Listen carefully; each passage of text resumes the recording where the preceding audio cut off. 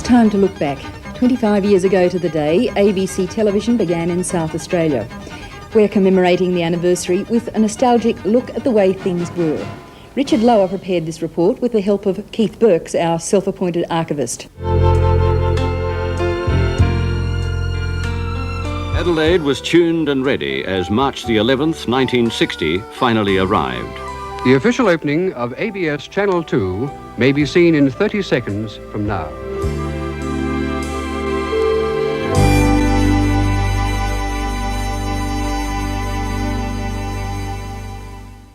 Good evening. This is the ABC beginning transmission of its national television service in South Australia through ABS Channel 2. Tonight it's my pleasure to be associated with the opening ceremony of this, the fourth ABC television service in Australia. Well, now it's time for the news.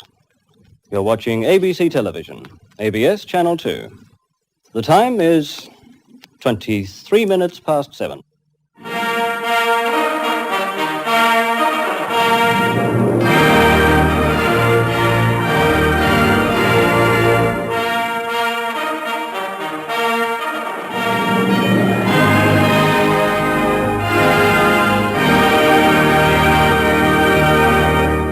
ABS Channel 2, the ABC's fourth television station, was officially opened in Adelaide tonight by the Postmaster General, Mr. Davidson.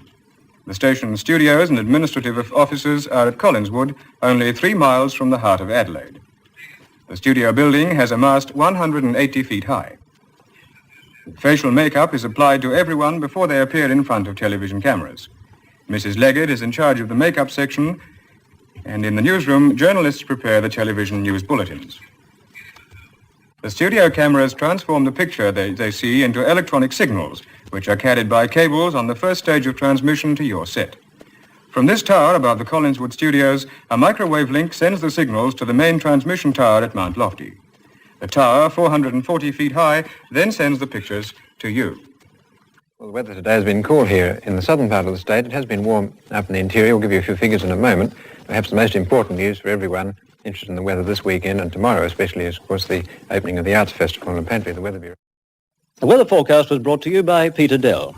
And now we're going to join Sergeant Bilko for the Phil Silvers Show.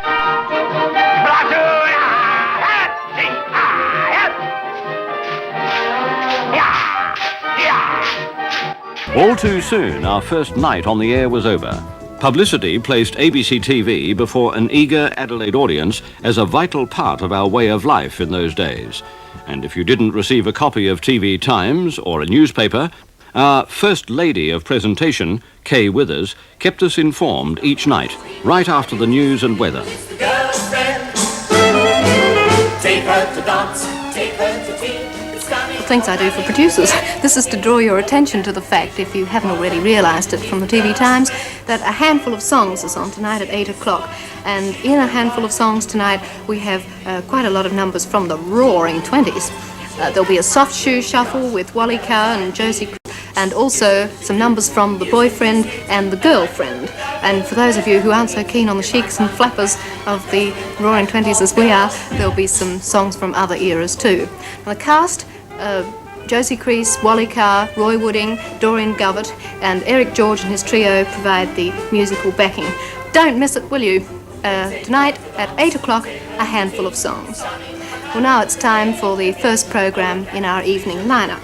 This is ABC Television from Channel 2 in Adelaide. Beep, beep, beep, beep. Further publicity brochures kept the public in contact with a vibrant network able to provide variety programs to satisfy the ever-hungry TV audience. Who could ever forget those golden oldies? Or those incredible time fillers, the interludes such as Baby in the Bath. 1/4 century of electronic images have flown with the speed of light from these studios and its associated transmitter.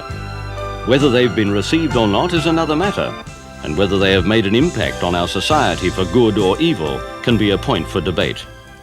But in closing this momentous time of looking back, we're not going to think of our failures, but rather let's recall the fun times as the good old days live again. Oh! The girl from Granny's. I'm the man from Auntie. Get it? Got it? Good. Oh, this is very embarrassing.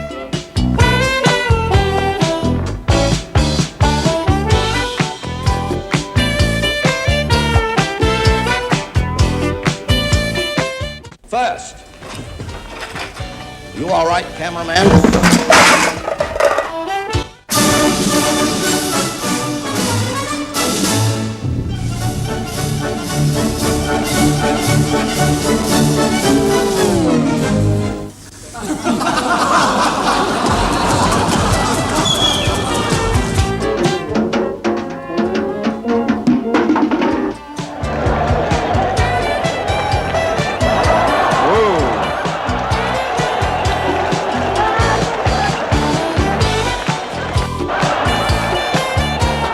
Mr. Hartley talks now in Melbourne to Paul Barber.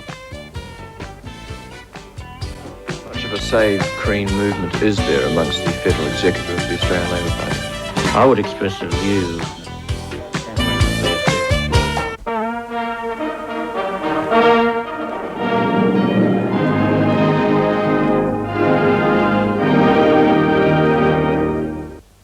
What are you actually doing here? Well, I'm watering the flaming lawn, aren't I? Mr. McKercher, I think we've got our copies out of line here. These investments are much too high, because the sun was not more there, but these investments are much too high in this firm of the Society for the Conservation of Water, end of ident.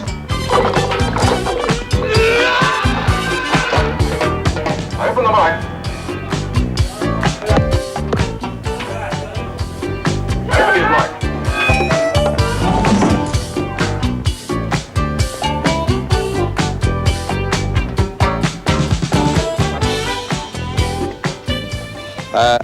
The most permanent way, of course, of developing a garden or a rock pool in your garden is to have it well constructed in concrete.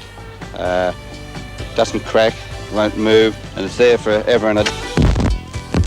Good evening. Here's the news in briefs.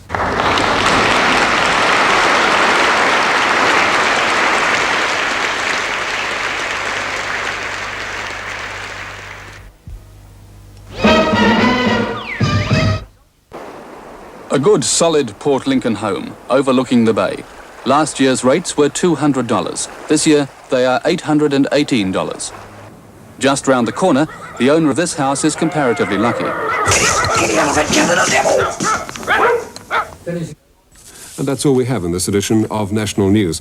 We'll be back tomorrow night at 7 o'clock with another bulletin of local and overseas news, followed, as usual, by Weekend Magazine.